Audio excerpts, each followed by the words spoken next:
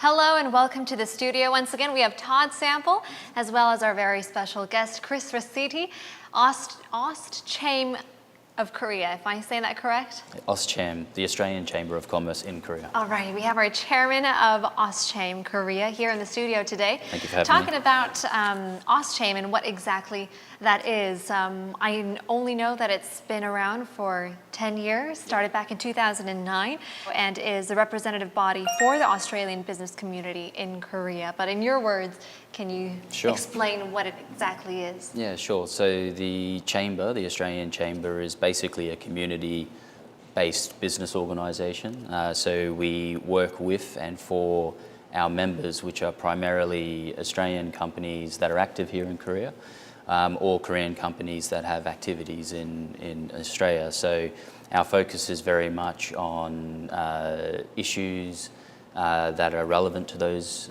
institutions. We also look to create a network for Australian business people here in Korea. We also do a lot of advocacy work where we work with those companies, making sure that issues that are important to them are represented to various government organisations. And probably another important role that we play is CSR. So for Australian companies that are active here in Korea, they find it difficult to find avenues to do CSR work. So what I mean, community social responsibility work. So we also play an active role in facilitating that CSR work here in Korea. Yeah, and I think with the FTA going into force in 2014, that resulted in a lot more Australian businesses coming into this local market and at least being interested in the local market. We look at the numbers. In 2013, just the year before the FTA went into force, bilateral trade volume was hovering around 30 billion US. Several years later, it was up to 38. So that's obviously a big impact that the FTA had on bilateral trade and, of course, mutual awareness of this market and in regards to the importance. Korea is also Australia's third largest export market and fourth largest trade partner. So obviously, the role for the Chamber now is growing over the last 4 years since the FTA went into force. And obviously, that means that the interest here among Australian companies is growing and probably diversifying at the same time. Yeah, that's right. I think the FTA between Australia and Korea is quite well used. I think its usage rate is in excess of 80%, which is actually quite high for an FTA, comparatively speaking. Nature of trade is changing as well. I think historically, Australia has been very focused on providing raw materials, commodity-based products, which are used for manufacturing here in Korea. And what we've seen with the FTA is a diversification of that two-way trade into services and other goods that previously weren't getting access, respectively, to each other's markets. And I think the important thing about the relationship between Australia and Korea is we both believe in a rules-based trade, free trade, international environment. And in the current world where things are changing quite quickly in terms of various countries' attitudes towards that, it's important that middle powers like Australia and Korea retain that focus on rules-based international trade. And so the Chamber's role, one of our roles in that regard, is to continue to promote awareness of Korea as a market for Australian businesses. Obviously also promote awareness here in Korea of the opportunities that are available for Korean companies looking to expand into Australia. Yeah, I think as you mentioned, it's really important that this becomes a two-way street rather than just a one-way street coming in. Okay, very good. Well, trade volume, as we talked about, has increased. And I guess also safe to say that the role of AustCham Korea has also gotten a bit more important, a bit more bigger as well. Can we see how many Australian companies are here in Korea? In terms of our member base, which is probably the best reference point for me, we've got approximately 250 active members.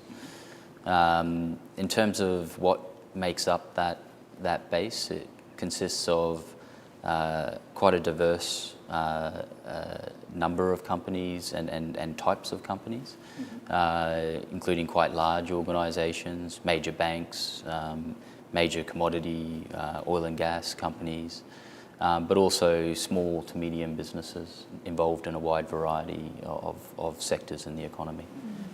So from a tangible perspective, what would you say are some of the direct impacts that Australian companies have had on the economy here in Korea?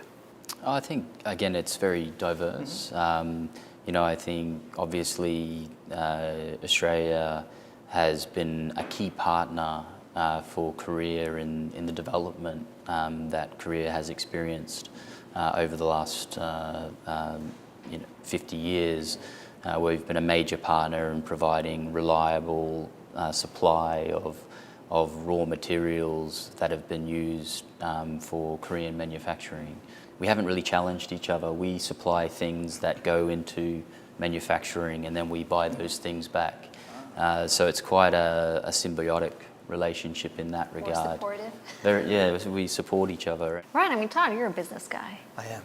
What do you have to say about that? Yeah, well, I think when you first described what the Chamber does exactly, and obviously it's multifaceted, what you're doing, bridging the gap between Australia and Korea and vice versa. But I think one of the interesting things that he mentioned was once the companies are in Korea, now you also serve as a way to bridge them in creating closer networks with everybody. And I know AustCham has a Sundowner, it's called? Yeah, so you have a regular networking event called a Sundowner, and I think these kind of events really serve a really huge important part of the life of business people here in Korea, because it closes the gap between companies that you don't know and offers you an opportunity to get together in a casual way and have a beer or two and chat with some companies that maybe you didn't even know were in the market. Correct. Yeah. I think creating that community and that network for our members is a key objective. And I think you mentioned the Sundowners, and yes, we do Sundowners twice a year. It's essentially a business networking event. But we also do something called Doing Business in Korea, or DBIK for short, which is really focused at providing practical guidance to Australian businesses that are active here in Korea around changes in law, business practices, so that in particular expatriates who are coming here for work or for business have that opportunity to understand how they can be perhaps more effective in this market. Sure. So it's not just pre-market entry, it's post-market entry. Post-market entry, correct. Once you're here, Yeah. trying to figure out the most efficient way to get things done. Exactly. Right. Yeah. Sure. Well, I'm definitely curious about all this talk. I didn't know that you were part of it as well. Were you part of it, or you've been to I'm not a member of AustCham, but I've been to a lot of the events, and I think that as a networker myself, and wanting to find out who's out there and what they're doing, and creating synergies with new potential partners, I think it's the casualness of the events. It's not like they're stiff events where you go there and just exchange business cards. Of course, there is the exchange of business cards, but usually you have either a glass of wine or a glass of beer in your hand, and you really get to know who's here in the business community. So a really effective way of doing that. the original social networking? The original social networking, yeah. I think chambers have been around for a long time, as you said, and back in the day where really foreign companies were just expats, the chamber was really important. And at that time, it was primarily expats, but now it's integrating the Korean population as well, which is what the chamber really needs to do. Correct. I think you raise a good point. I think if you go back 20 years, the role of the chamber was really about just creating that social network, I guess, for expatriates. Whereas now, I think our focus is creating that network, but also creating content for them in terms of, as I said earlier, how to do business in Korea. And so through that added advocacy work, I guess you could say, we help create awareness of issues and help policy makers understand different ways they could make it easier for Australian businesses that are operating here in Korea. So I think on that point, from your perspective, how do Australian companies view the Korean investment environment?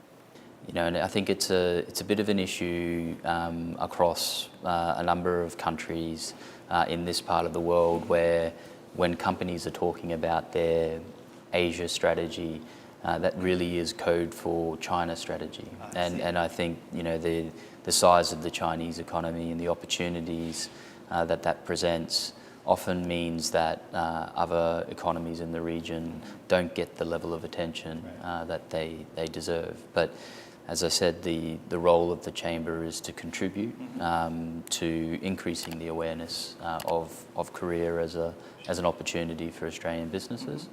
We're not doing it alone. There's obviously the embassy and the trade apparatus attached to the embassy plays an important role. Also, our partner organisations in Australia, the Australia-Korea Business Council and the Australia-Korea Foundation, organisations like this all contribute to growing that awareness. And obviously our objective is to continue to grow it so that the prominence of Korea as a market in the mind of Australian businesses continues to improve. Well, speaking of AustCham, I'm certainly a stranger to this chamber, so let's take a look inside.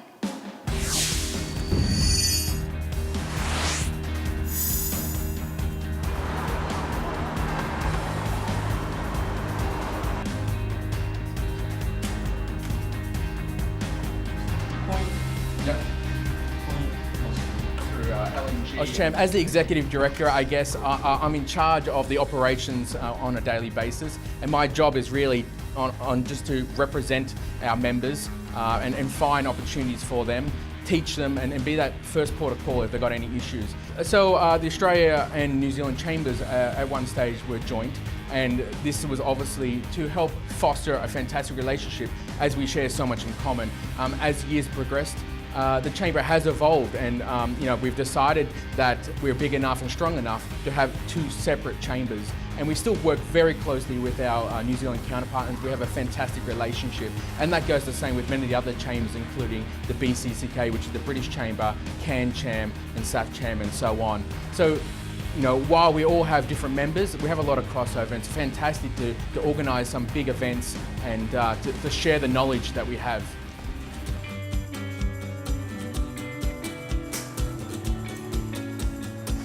So today we had a meeting with the team. We were discussing AustCham's latest premium networking event, and it's the Mid-Year Sundowner Aussie Summer Night. The event's really about just attracting the Australia and Korea community to come together and network and get to know each other, while also showcasing some of Australia's finest food and beverages. And we have some fantastic wines and beers, and also introducing a new gin into the market here, which is fantastic to really showcase what we have to offer. The event is also to really help and support and raise awareness for some of our charities, and we really look forward to raising some money and helping those less fortunate.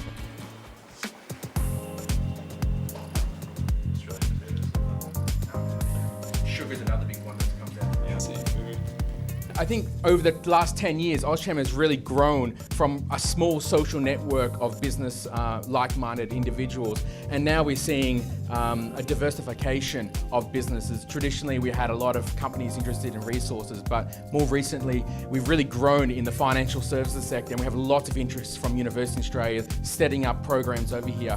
So I think from the small startups right through to the big companies such as our, Macquarie and Woodside Energy, we're getting a really diversification and a really broad spectrum of what's happening in this relationship. And I think that just shows with some of the new committees that we set up. Recently, AustCham set up the Financial Services Subcommittee and the Energy and Resources Subcommittee. And both these subcommittees are aimed at, exploring new opportunities. And that could be from fintech, renewable energies, and even the latest craze when it comes to 5G networks. And it's a really exciting time for AustCham, and we can just see this relationship growing year on year.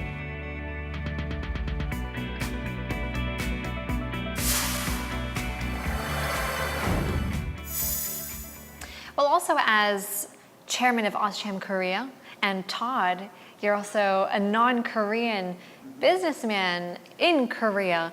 I think there are so many factors when it comes to investing in Korea, when it comes to small businesses, big business, or anything like that. So both of you guys, what would your opinions be? What is the nation's investment climate?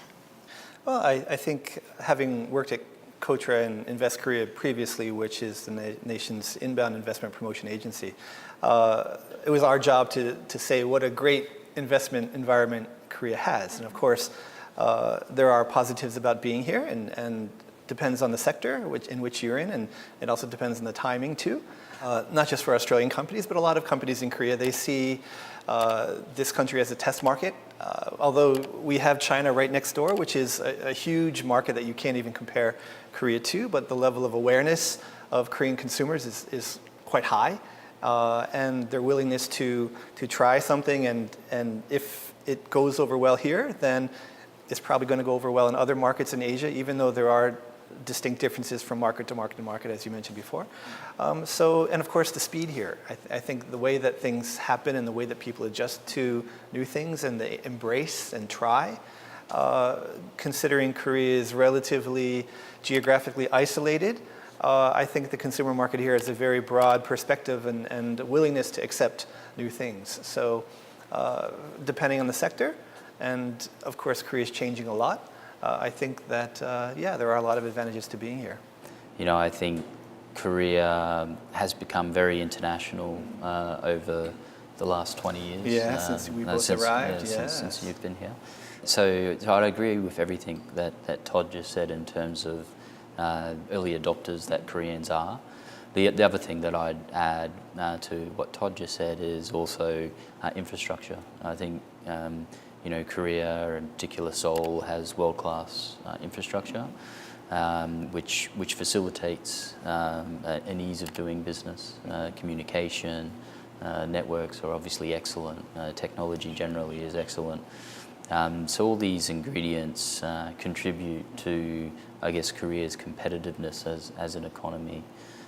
Well, speaking of technology, I think nowadays one of the biggest movement that's going on, it has to do with financial services. And I didn't know, but Australia and New Zealand as well are very much for Samsung rather than Apple products.